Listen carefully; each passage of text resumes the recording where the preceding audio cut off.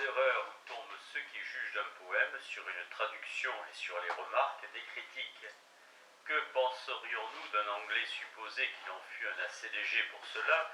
Que penserions-nous, dis-je, d'un anglais qui, sans entendre un mot de français, ferait le procès au Cid sur la traduction de Reuter et qui le terminerait en prononçant qu'il faut attribuer l'affection des Français pour l'original aux préventions de l'enfance? Nous connaissons les défauts du Cid encore mieux que vous, lui dirions-nous.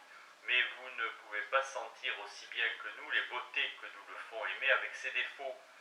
On dirait enfin à ce juge téméraire tout ce que fait dire la persuasion fondée sur le sentiment, quand on ne saurait trouver assez tôt les raisons et les termes propres pour réfuter méthodiquement des propositions dont l'erreur nous révolte. Il est difficile qu'il n'échappe point alors des choses dures aux personnes les plus modérées. Or, tous ceux qui ont appris le grec et l'anglais savent bien qu'un poète grec qu'on traduit en français perd beaucoup plus de son mérite qu'un poète français qu'on traduit en anglais. Tous les jugements et tous les parallèles qu'on peut faire des poèmes, qu'on ne connaît que par les traductions et par les dissertations des critiques, conduisent infailliblement à des conclusions fausses. Supposons par exemple que la Pucelle et le Cid soient traduits en polonais et qu'un savant de Cracovie, après avoir lu ces traductions, juge de ces deux poèmes par voie d'examen et de discussion. Supposons qu'après avoir fait méthodiquement le procès au plan, aux mœurs, au caractère et à la vraisemblance des événements, soit dans l'ordre naturel, soit dans l'ordre surnaturel, il apprécie ces deux poèmes. Certainement, il décidera en faveur de la Pucelle, qui se trouvera dans cette opération un poème plus régulier et moins défectueux en son genre que le Cid ne l'est dans le sien. Si nous supposons encore que ce Polonais raisonneur vienne à bout de persuader ses compatriotes qu'on est capable de juger d'un poème dont on n'entend point la langue après en avoir lu la traduction et la critique, ils ne manqueront pas de prononcer que Chapelain est meilleur poète que le grand Corneille. Ils nous traiteront de gens esclaves des préjugés parce que nous ne nous rendrons pas à leur décision. Que penser d'une procédure laquelle donne lieu à de pareils jugements? Des défauts que nous croyons voir dans les poèmes des anciens. Quant à ces défauts que nous croyons voir dans les poèmes des anciens et que déjà nous comptons par nos doigts, il peut bien être vrai que souvent nous nous trompions en plus d'une manière. Quelquefois nous reprocherons au poète comme des fautes qu'il aurait faites dans sa composition d'y avoir inséré plusieurs choses que le temps où il vivait et les égards qu'il devait à ses contemporains l'auront obligé d'y insérer. Par exemple, quand Homère composa son Iliade, il n'écrivait pas une fable inventée à plaisir qui lui laissa la liberté de forger à son gré les caractères de ses héros, de donner aux événements le succès qui lui plairait et d'embellir certains faits par toutes les circonstances nobles qu'il aurait pu imaginer. Homère avait entrepris d'écrire en vers une partie des événements d'une guerre que les Grecs, ses compatriotes, avaient fait depuis quelque temps contre les Troyens et dont la tradition était encore récente. Suivant l'opinion la plus commune, Homère vivait encore 150 ans après la guerre de Troie et suivant la chronologie de M. Newton, Homère était encore bien plus voisin des temps où se fit cette guerre. Et il a pu voir plusieurs personnes qui avaient vu Achille et les autres héros célèbres dans le camp d'Agamemnon. Je tombe donc d'accord qu'Homère, comme poète, a dû traiter les événements autrement qu'un simple historien. Il a dû y jeter le merveilleux compatible avec la vraisemblance suivant la religion de son temps. Il a dû embellir ces événements par des fictions et faire à un mot tout ce que Aristote le loue d'avoir fait. Mais Homère, en qualité de citoyen et d'historien, en qualité de faiseur de cantiques destinés principalement à servir d'annales, aux Grecs a souvent été obligé de conformer ses récits à la notoriété publique. Nous voyons par l'exemple de nos ancêtres et par ce qui se pratique encore aujourd'hui dans le nord de l'Europe et dans une partie de l'Amérique que les premiers monuments historiques que les nations posent pour conserver la mémoire des événements passés et pour exciter les hommes aux vertus les plus nécessaires dans les sociétés naissantes sont des poésies. Les peuples encore grossiers composent donc des espèces de cantiques pour célébrer les louanges de ceux que leurs compatriotes qui se sont rendus dignes d'être imités et ils les chantent en plusieurs occasions. Cicéron nous apprend que même après Numa, les Romains étaient encore dans cet usage. Ils chantaient à table de ces cantiques composés à la louange des hommes illustres. Les Grecs eu des commencements pareils à ceux des autres peuples, et ils ont été une société naissante avant que d'être une nation polie. Leurs premiers historiens ont été des poètes. Strabon et d'autres écrivains de l'Antiquité nous apprennent même que Cadmus, Phérécide et Hécatéus, les premiers qui écrivirent en prose, ne retranchèrent de leur style que la mesure des vers. L'histoire s'est sentie chez les Grecs pendant plusieurs siècles de son origine. La plupart de ceux qui, dans la suite, l'écrivirent en prose, conservèrent la poésie du style et y gardèrent même durant longtemps la liberté de jeter du merveilleux dans les événements. Quant aux récits historiques des Grecs, ils ont généralement une fantaisie qui les apparente à la fable poétique. Homère n'est pas de ces premiers faiseurs de cantiques dont j'ai parlé, il n'est venu qu'après eux. Après eux, l'illustre Homère et Tyrtée excitèrent par leur poésie les mâles courage au combat de Mars.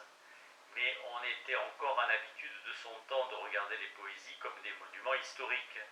Homère aurait donc été blâmé s'il eût changé certains caractères ou s'il avait altéré certains événements connus, et surtout s'il avait omis dans les dénombrements de ses armées ceux qui véritablement parurent. Il est aisé de se figurer les plaintes de leurs descendants contre le poète. Tacite raconte que les Allemands chantaient dans le temps où ils écrivaient ces annales. Les exploits d'Arminius, mort 80 ans auparavant, étaient-ils libres aux auteurs de ces cantiques qu'érusques d'aller contre la vérité des faits connus et de supposer par exemple, pour faire plus d'honneur aux héros, qu'Arminius n'eût jamais prêté serment de fidélité aux aigles romaines qu'il a bâtis. Lorsque ces poètes auront parlé de son entrevue sur les bords de la Weser avec son frère Flavius qui servait dans les troupes romaines, auront-ils pu lui faire finir le pourparler avec décence et avec gravité quand tout le monde savait que le général des Germains et l'officier des Romains en étaient venus aux injures en présence des armées des deux nations et qu'ils en seraient venus au coup sans le fleuve qui les séparait. Prenons un exemple qui nous frappe encore davantage. Aujourd'hui, la profession d'historien et la profession de poète sont deux professions très séparées. Nous avons des analystes que nous lisons quand nous voulons nous instruire de la vérité des faits et nous ne cherchons que de l'agrément dans la lecture de nos poètes. Croyons-nous cependant que Chapelain, qui écrivait son poème de la Pucelle, quand il y avait déjà bien plus de temps que l'événement qu'il chantait était arrivé, qu'il n'y en avait que 3 avaient été prises par les Grecs, quand Homère composa son Iliade. Croyons-nous, dis-je, que Chapelain fut le maître de traiter et d'embellir à son gré le caractère de ses acteurs principaux? Pouvait-il faire d'Agnès Sorel une fille violente et sanguinaire, ou une personne sans élévation d'esprit, et qui aurait conseillé à Charles VIII de vivre avec elle dans l'obscurité? A-t-il pu donner à ce prince le caractère connu du comte de Dunois? A-t-il pu changer à son plaisir les événements des combats et des sièges? A-t-il pu taire certaines circonstances connues de son action qui font peu d'honneur à Charles VII? La tradition ne fut soulevée contre lui. D'ailleurs, comme nous l'avons exposé dans la première partie de cet ouvrage, rien ne détruit plus la vraisemblance qui est l'âme de la fiction que de voir la fiction démentie par des faits généralement connus. Si les héros d'Homère ne se battent pas en duel aussitôt qu'ils se sont querellés, c'est qu'ils n'avaient pas sur le point d'honneur le sentiment d'ego, ni de leur pareil. Les Grecs et les Romains, qui ont vécu avant la corruption de leur nation, avaient encore moins de peur de la mort que les Anglais, mais là ils pensaient qu'une injure dite sans fondement ne déshonorait que celui qui la proférait. Si l'injure contenait un reproche fondé, ils pensaient que celui qui l'avait essuyé n'avait d'autre voie de réparer son honneur que celle de se corriger. Les peuples polis ne s'étaient pas encore avisés qu'un combat singulier dont le hasard, ou tout au plus l'escrime, qu'ils regardaient comme l'art de leurs esclaves, devait décider, fut un bon moyen de se justifier sur un reproche qui souvent ne touche pas à la bravoure. L'avantage qu'on y remporte prouve seulement qu'on est meilleur gladiateur que son adversaire, mais non pas qu'on soit exempt du vice dont on peut avoir été taxé. Fût-ce la peur qui empêcha César et Caton de se voir sur le pré, appris que César eût sacrifié en plein Sénat le billet galant de la sœur de Caton. La manière dont l'un et l'autre arrivèrent à la mort montre assez qu'ils ne la craignaient guère. Je ne me souviens point d'avoir lu dans l'histoire grecque ou romaine rien qui ressemble au duel gothique. Or, un incident arrivé au jeu funèbre que Scipion l'Africain donna sous sous les murs de la nouvelle Carthage en l'honneur de son père et de son oncle. Tous deux avaient perdu la vie dans les guerres d'Espagne. Clive raconte que les champions ne furent pas des gladiateurs ordinaires pris chez le marchand, mais des barbares dont peut-être Scipion était bien aise de se défaire et qui se battirent l'un contre l'autre par différents motifs. Quelques-uns, dit l'historien, étaient convenus de terminer leur dispute et leur procès à coups d'épée. Les Grecs et les Romains, si passionnés pour la gloire, ne s'imaginèrent jamais qu'il fût honteux aux citoyens d'attendre sa vengeance de l'autorité publique. Il était réservé à ces peuples que la misère ferait sortir un jour de dessous les neiges du nord, de croire que le meilleur champion devait être nécessairement le plus honnête homme, et qu'une société où l'honneur obligerait les citoyens à venger eux-mêmes, à main armée leurs injures, ou vraies ou prétendues, pouvait mériter le nom d'État. Si Quino ne fait pas tirer l'épée à Phaéton, dans la conversation qui eut fait avoir avec Epaphus, c'est qu'il introduit sur la scène deux Égyptiens et non pas deux Bourguignons ou deux Vandales. La prévention où la plupart des hommes sont pour leur temps et pour leur nation est donc une source seconde en mauvaise remarque comme en mauvais jugement. Ils prennent ce qui s'y fait pour la règle, de ce qui se doit faire partout, de ce qui aurait dû se faire toujours. Cependant, il n'y a qu'un petit nombre d'usages, et même un petit nombre de vices et de vertus qui a été loué ou blâmé dans tous les temps et dans tous les pays. Or, les poètes ont raison de pratiquer ce que Quintilien conseille aux orateurs, c'est de tirer leurs avantages des idées de ceux pour lesquels ils composent, et de s'y conformer. Il est de la plus grande importance de considérer quelles sont les habitudes de l'auditoire, quelle est l'opinion officiellement admise. Ainsi, nous devons nous transformer en ceux pour qui le poème fut écrit, si nous voulons juger sainement de ses images, de ses figures et de ses sentiments. Le Parthe, qui s'éloigne à bride abattue après n'avoir réussi dans une première charge, et cela pour mieux prendre son temps et pour ne pas s'exposer sans fruit au trait d'un ennemi qui ne plie point, ne doit pas être regardé comme coupable de lâcheté, parce que cette manière de combattre était autorisée par la discipline militaire des Parthes, fondée sur l'idée qu'ils avaient de la fureur et de la valeur véritable. Les anciens Germains, si renommés pour leur bravoure, croyaient aussi que c'était prudence et non point lâcheté que de fuir dans l'occasion pour revenir à la charge. Plus à propos, céder du terrain pourvu que l'on revienne à l'attaque leur semble calcul plutôt que peur. Nous avons vu blâmer Homère d'avoir décrit avec goût les jardins du roi Alkinos, semblables, disait-on, à celui d'un bon vigneron des environs de Paris. Mais supposer que cela fût vrai, imaginez un jardin merveilleux, c'est la tâche de l'architecte. Le faire planter à grands frais, c'est, si l'on veut, le mérite du prince. La profession du poète est bien d'écrire ce que les hommes de son temps savaient faire. Homère est aussi grand artisan dans la description qu'il fait des jardins d'Alcinos, que s'il avait fait la description de ceux de Versailles. Après avoir reproché aux poètes anciens d'avoir rempli leurs vers d'objets communs et d'images sans noblesse, on se croit encore fort modéré quand on veut bien rejeter la faute qu'ils n'ont pas commise sur le siècle où ils ont vécu, et les plaindre d'être venus en des temps grossiers.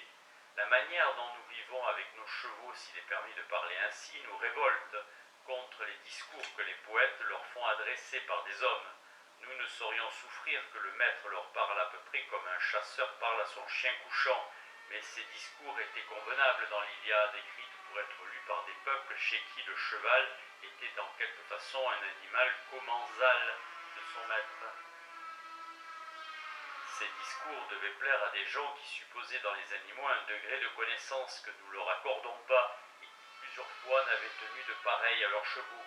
Si l'opinion qui donne aux bêtes une raison presque humaine est fausse ou non, ce n'est point l'affaire du poète. Un poète n'est pas fait pour purger son siècle des erreurs de physique.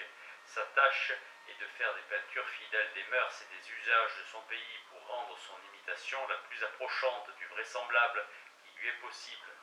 Homère, par cet endroit-là même qu'il a fait blâmer ici, plairait encore à plusieurs peuples de l'Asie et de l'Afrique qui n'ont point changé la manière ancienne de gouverner leurs chevaux, non plus que beaucoup d'autres usages. Voici ce que dit Busbecq, ambassadeur de l'empereur Ferdinand Ier auprès du grand seigneur Soliman II, sur la manière dont on traite les chevaux en Bithynie, pays très voisin des colonies grecques de l'Asie, des contrées limitrophes de la Phrygie, où était la patrie de cet Hector qu'on voudrait faire interdire pour avoir parlé aux siens. J'observais dans la Bithynie que tout le monde, et même les paysans, y traitent leurs poulains avec humanité. Ils les caressent comme on fait les enfants lorsqu'ils veulent leur faire quelque chose.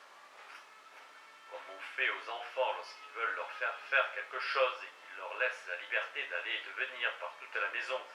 Volontiers, il les ferait mettre à table avec eux. Les palefreniers gouvernent les chevaux avec la même douceur. C'est en les flattant, c'est presque en les haranguant qu'ils les conduisent et jamais ils ne les battent qu'à l'extrémité.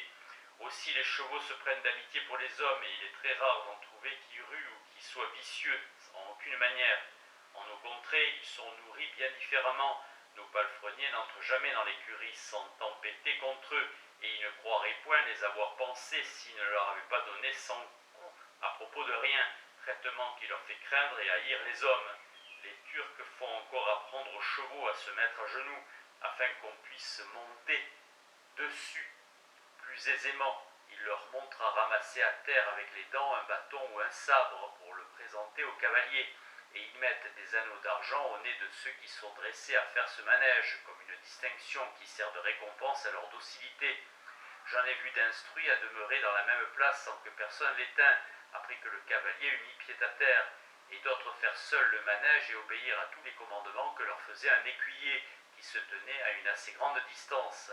Les miens, ajoute Busbecq quelques lignes après, me donnent tous les soirs un passe-temps singulier. On les tire dans la cour et celui que j'appelle par son nom me regarde fixement en hennissant. Nous avons fait connaissance par le moyen de quelques côtes de melon que je vais moi-même leur mettre dans la bouche. Il est bien à croire que cela ne s'était point fait sans que l'ambassadeur eût tenu à ses chevaux ces propos capables de le bien faire réprimander par nos censeurs.